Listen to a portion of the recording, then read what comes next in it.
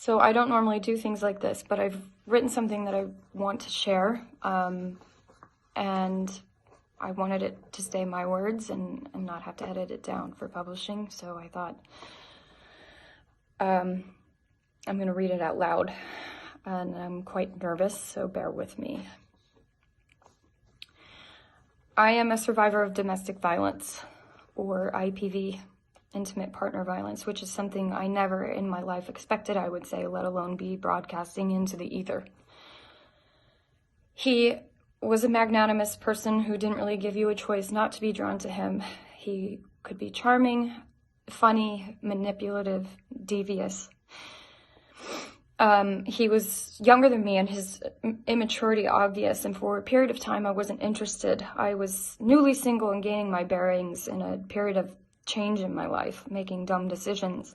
But in the midst of that, he became a friend that made me laugh and feel less alone, made me feel special and worthwhile.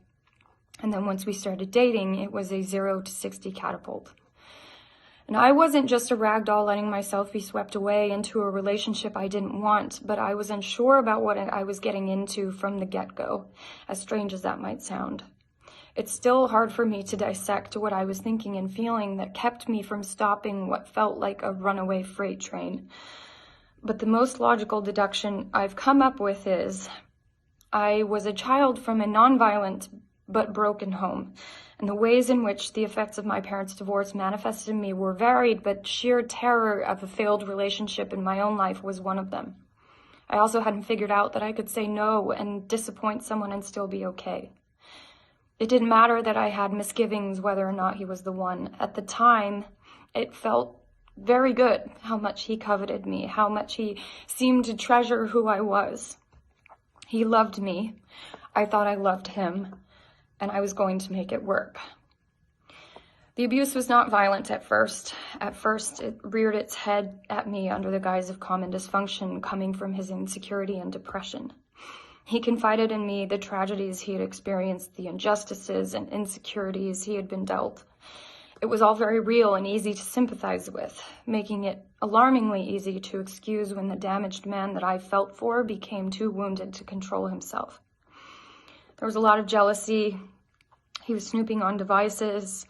He was angry when I spoke to another man. I had to change clothes often before we went out because he didn't want people looking at me. On a birthday I spent working, I was criticized because I had to dance with a coworker. Work in general was a touchy subject. He didn't want me ever kissing or even having flirtatious scenes with men, which was very hard for me to avoid. So I began turning down auditions, job offers, test deals, friendships, because I didn't want to hurt him. None of that registered as abuse because I was worried about how he felt at that point, to even comprehend how it affected me. In retrospect, I see that each red flag followed a very clear path on the way to things becoming violent, because violence is so often preceded by mental, emotional, verbal, and psychological abuse, which are all very sneaky things. It started about 5 months after our relationship began, and the violence escalated just as quickly as the relationship had. So quickly, I didn't know how to respond. The first time it happened, he threw a smoothie at my face. It smacked my cheek and exploded all over the floor and the sofa. I ran to grab paper towels, rushing back because I was so worried about cleaning the couch. Then the fact that it was all over my face, my hair, my clothes, and that my cheek was painfully throbbing. I was more worried about the furniture than I was about the fact that I had just been abused. It wouldn't be easy to describe in detail the physical arguments that occurred more and more after that. It's hard to even articulate. Not just because of the anger and the pain that surfaces, but because the memories feel like they took place on a different planet where I was breathing different air and witnessing a macabre secret I could never tell anyone I had seen. It had to be secret, for shame, for fear of more attacks, for reluctance to actually admit any of it was happening.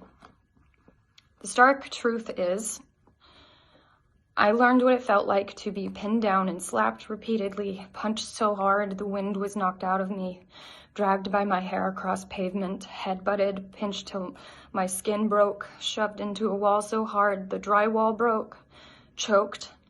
I learned to lock myself in rooms, but quickly stopped because the door was inevitably broken down. I learned not to value any of my property, replaceable and irreplaceable. I learned not to value myself. Most vividly, I remember how the arguments would usually end. There would always be a click of reality snapping back into place when he would see what he had done, and a wave of guilt would wash over him. And I imagine in some subconscious effort to wash the both of us clean after what had just happened, he would carry me and put me in an empty bathtub, turn the faucet on, and leave me while he gathered himself, and I would sit in the tub as the water inched up my body, surveying the damage. Insert the typical abuser's apology speech here. He'd kneel next to the tub crying self-hating tears with me. He never made me feel like he thought I deserved the beating, which I guess eased my mind. And in turn, I still held on to the sympathy and the empathy I felt for his brokenness he admitted to having. His apologies were heartfelt and effective in getting us back to sanity and a semblance of a loving relationship. But deep down, I never believed he would change.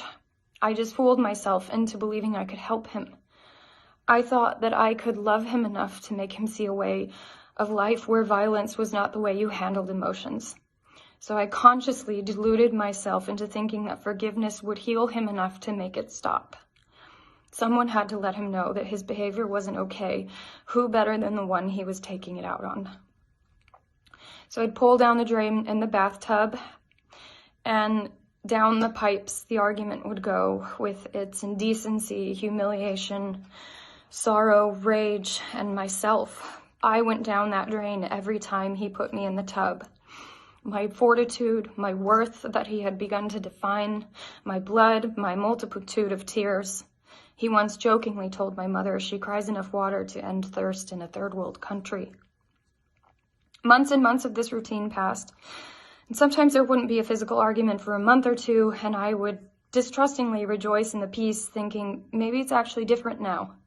And things were different, but not for the better. I changed, and I'm not proud of how I changed. I became a person that I never could have imagined lurked inside of me because I was livid at what was happening and the fact that I was allowing it to out of fear of failure. I experienced firsthand that violence begets violence. I started fighting back because rage is contagious. I developed an astonishing poker face, but inwardly I was the ugliest version of myself I had ever known. I became unreliable, unprofessional, sometimes unreachable. There were stretches of weeks where I wouldn't get out of bed for more than 2 hours a day. If you met me at this time, I was most likely friendly just to the point of getting too close, and aloof to the point of being cold. It was as if I split into spinning plates to maintain a false image versus the truth I was living. Another performance of sorts. Melissa in public put on a happy face and purported a healthy life, whereas Melissa at home dropped the veneer and lived a nightmare in the middle of one never-ending dispute, battle wounds and all. To my closest circle, I just plain lied. I made up stories of how bruises and scratches were born. I did this at photo shoots, at work, with my family, all to shield myself from my own burgeoning anger, protect myself from more arguments, and of course, to protect him. I knew how he was treating me was wrong, but I thought the consequences he would suffer if I exposed his behavior outweighed suffering through it. And then he threw something at my face again, only this time it was significantly worse. It was a blow to my face with his iPhone. The impact tore my iris, nearly ruptured my eyeball, lacerated my skin, and broke my nose. My left eye swelled shut. I had a fat lip. Blood was coursing down my face, and I can remember immediately screaming at the top of my lungs. The next morning, I was due to work on reshoots for a film. After it happened, complete stillness blanketed the room. We panicked. He put me in the bath time, but this time that wouldn't be enough. This wasn't going to be easy to hide, let alone fix, and something inside of me broke. This was too far. I couldn't flush this one down with the tug of the drain. We made up a flimsy story together. I had tripped and fallen on the stairs of our deck and hit my face on a potted plant. We called our mothers, all of my representatives, who then had to call producers and directors I was working with. He drove me to the hospital. And when the ER doctors made him leave the room and cops came to question me at my hospital bed, I told them our transparent story that I'm sure they'd heard versions of before. And then we laughed together when he said my face was cute and looked like Squirt from Finding Nemo because my eye had become bulbous. This is an injury that's never going to fully heal. My vision is never going to be the same. And emotionally after that, I was done. I keenly felt that whatever I thought love was, it certainly wasn't what I had been going through. I was so tired of living the way I'd been living, but it felt too late to get out. Would it be safe for me to leave? I had ostracized myself so completely in my life that I made myself believe I had no one to turn to if I did leave him. And I was ashamed. But abuse doesn't just affect the people that are in its chokehold, however. And unbeknownst to me, many people in my life suspected and feared exactly what was happening. A friend visited me where I was working. My abuser wasn't there, so she had a rare opportunity to talk to me without his looming presence. She sat me down and said she wanted to talk about something important, and I immediately knew where it was going. My heart pounded. She was nervous, shaking, afraid that it would ruin our relationship, but she bravely asked me if I was a victim of domestic violence. It was the first moment I spoke about the abuse to anyone, and I can't describe the amount of relief and solace I felt. She held me and she said, "You know what you have to do now, don't you?" Here's the irony about enduring an ordeal like a violent relationship. Inevitably, while terrible and irreparable damage is done to you, you build an impenetrable strength without realizing it.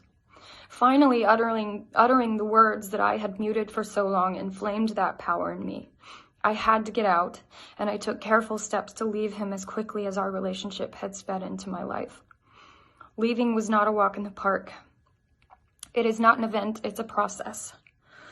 I felt complicated feelings of guilt for leaving and for hurting someone I had protected for so long, and yes, mournful feelings of leaving something that was so familiar.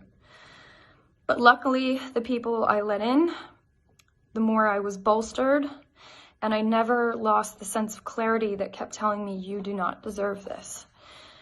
None of this is salacious news. It was my reality. What I went through caused a tectonic shift in my outlook on life.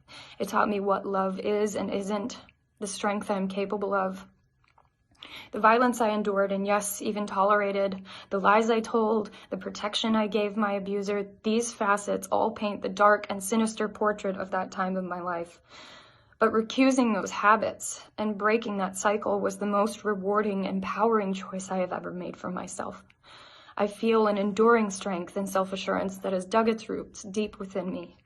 I will be healing from this for the rest of my life, and that's okay. And I've discovered that healing is a constant maneuvering and fidgeting to find what works and what triggers, but it is possible.